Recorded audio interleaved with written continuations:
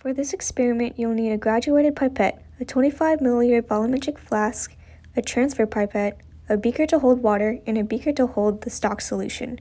Begin the exercise by gathering the stock solution into the graduated pipette. Be sure not to draw the solution into the bulb. Record the amount of liquid in the pipette before transferring it into the volumetric flask.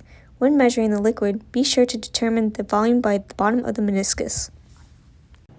A meniscus is the result of surface tension. It causes the liquid in certain containers to curve. To properly determine the amount of liquid in the pipette, measure the bottom of the meniscus, not the top. After recording the volume, release some into the 25 milliliter volumetric flask. Then, record the amount left in the pipette and subtract it from the number you collected before. This will tell you how much solution was transferred to the volumetric flask.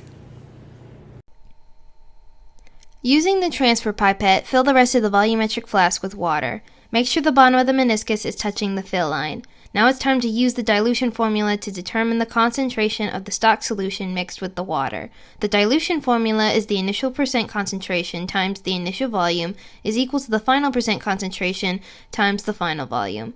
It operates the same as a basic ratio formula. You use the three known values to find the missing fourth. We have the 20% stock solution, the initial volume of 2.5 milliliters, and the final volume of 25 milliliters. Plug the values into the formula, multiplying 20% by 2.54 milliliters. Then divide by 25 milliliters. It will then tell us our final concentration. This will give us our final concentration of 2.07%. After gathering your data, be sure to properly clean your lab space.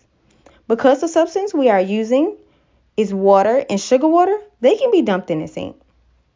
Wipe any spills up with paper towels and sanitize your lab space. Finally, make sure you wash your hands.